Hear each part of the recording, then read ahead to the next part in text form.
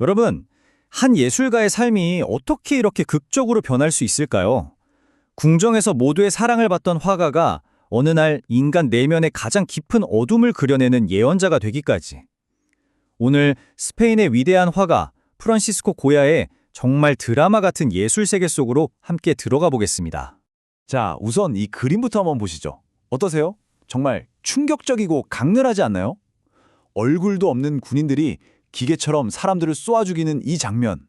어떤 감정도 없이 그저 익명의 학살이 벌어지고 있는 거죠. 그 참혹함이 정말 날 것 그대로 느껴집니다. 바로 이 지점에서 궁금증이 생기는 겁니다.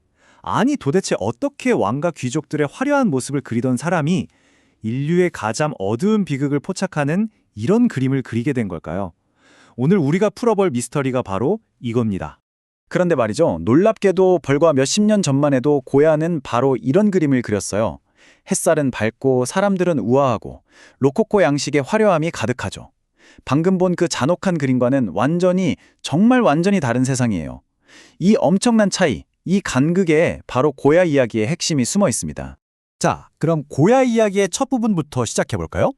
바로 스페인 귀족 사회의 총애를 한 몸에 받으며 화려한 성공과도를 달리던 그의 젊은 시절입니다. 고야가 처음 활동했던 18세기 후반의 스페인 공정, 상상이 가시나요? 정말 빛과 부, 그리고 귀족적인 우아함이 넘쳐나는 그런 곳이었죠. 그의 초기 그림들은 바로 이 세계의 자신감과 화려함을 그대로 담아냈습니다. 그러니까 왕궁에 걸릴 화려한 테피스트리 밑그림도 그리고 또 귀족들 사이에서는 초상화 잘 그리기로 소문이 자자했죠. 그러다가 마침내 국왕 칼로스 4세의 공식 궁정화가로 임명되는데 이건 당시 스페인 최고의 자리에 올랐다고 봐도 되는 겁니다. 완전한 인사이더였죠. 보세요. 이 대단한 그림을 이게 바로 그의 성공이 정점에 달했을 때 그린 작품입니다. 겉으로 보기엔 그냥 화려한 왕족 그림 같지만 자세히 들여다보면 인물들 표정 하나하나가 정말 예사롭지 않죠? 각자의 심리를 날카롭게 꿰뚫어본 궁정회화의 걸작 중의 걸작입니다. 하지만 바로 이 최정상의 순간에 그의 인생과 예술을 완전히 뒤바꿔 놓을 사건이 터지고 맙니다. 자, 여기서부터 고야의 삶은 완전히 다른 국면으로 접어들어요. 개인적인 비극이 어떻게 그의 눈을 뜨게 했는지 한번 보시죠. 심한 병을 앓고 나서 고야는 청력을 완전히 잃게 됩니다.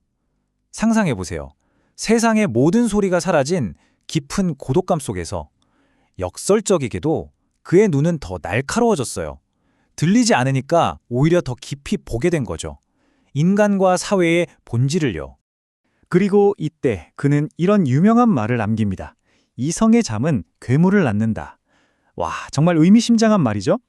우리 안에 이성이 잠든 바로 그 틈을 비집고 어리석음과 악마성이 깨어난다는 그런 무서운 경고였습니다. 이 문장이 앞으로 그의 예술 전체를 관통하게 됩니다. 그러니까 그의 예술 세계가 딱 이렇게 나뉘는 거예요. 한쪽에는 반짝반짝 빛나는 질서 잡힌 이성의 세계가 있죠. 하지만 다른 한쪽에는 그 이면에서 그가 보기 시작한 귀괴하고 어두운 괴물들의 세계가 펼쳐집니다. 이 새로운 시각을 담아낸 게 바로 로스 카프리초스라는 판화 연작이에요. 이건 당시 스페인 사회에 대한 아주 신랄한 비판이었습니다. 온갖 미신, 권력자들의 부패, 사회의 부조리 같은 것들을 적나라하게 보여줬죠. 그리고 중요한 건 이걸 판화로 만들었다는 거예요. 왜냐? 더 많은 사람들이 볼 수 있게 하려고요. 고야의 시선은 이제 더 큰 비극, 바로 전쟁으로 향합니다. 그의 예술이 어떻게 역사의 생생한 증언이 되었는지 그 이야기로 넘어가 보죠.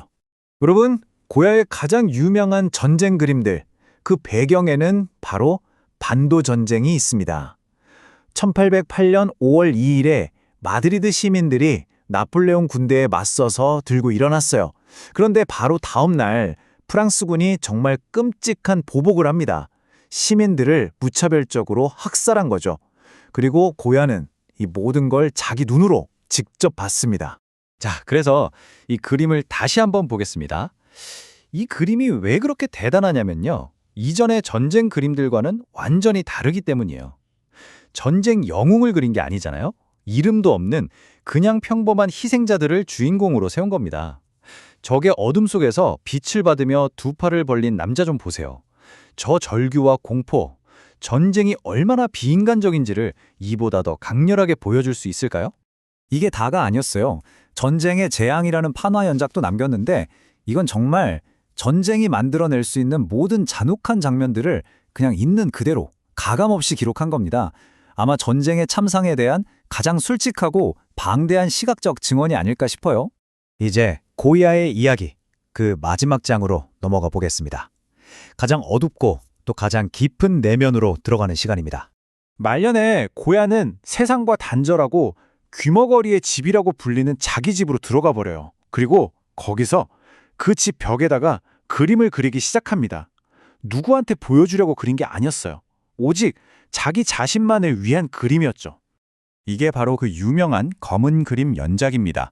총 14점의 이 벽화들은요, 공개할 목적이 전혀 아니었어요. 인간, 광기, 죽음 이런 것들에 대한 자기 내면의 가장 깊은 공포를 그냥 벽에다 토해낸 아주 사적인 작업이었던 거죠. 아마 이 연작 중에서 가장 유명하고 또 가장 소름 끼치는 그림일 겁니다. 자기 아들을 잡아먹고 있는 사투르누스 신의 모습, 정말 끔찍하죠. 이건 단순히 신화 이야기가 아니에요. 모든 걸 파괴하는 시간, 멈출 수 없는 폭력, 이런 것들에 대한 정말 충격적인 상징인 거죠. 그렇다면 고야가 남긴 유산은 어느 정도일까요? 숫자로만 봐도 어마어마합니다. 지금 프라도 미술관에만 140점이 넘는 작품이 소장되어 있고요. 200년이 넘도록 수많은 예술가들에게 영감을 줬죠. 그리고 지금도 그의 작품은 경매에 나왔다 하면 수백억 원을 훌쩍 넘길 정도로 높은 가치를 인정받고 있습니다. 정리하자면 이렇습니다. 화려한 궁정 화가에서 시작해서 인간의 가장 깊은 어두움까지 그려낸 기록자. 이 극적인 여정을 통해 고야는 단순히 시대를 그린 화가를 넘어서서 시대를 앞서간 최초의 현대 미술가 중 한 명이 된 겁니다. 자, 마지막으로 여러분께 이 질문을 한번 던져보고 싶네요. 고야가 경고했던 이성의 잠. 200년이 지난 바로 오늘 우리 시대를 위협하는 이성의 잠은 과연 어떤 괴물들을 만들어내고 있을까요? 어쩌면 고야의 그림은 그 답을 멀리서 찾지 말고 바로 우리 자신 안에서 찾아보라고 말하고 있는지도 모릅니다.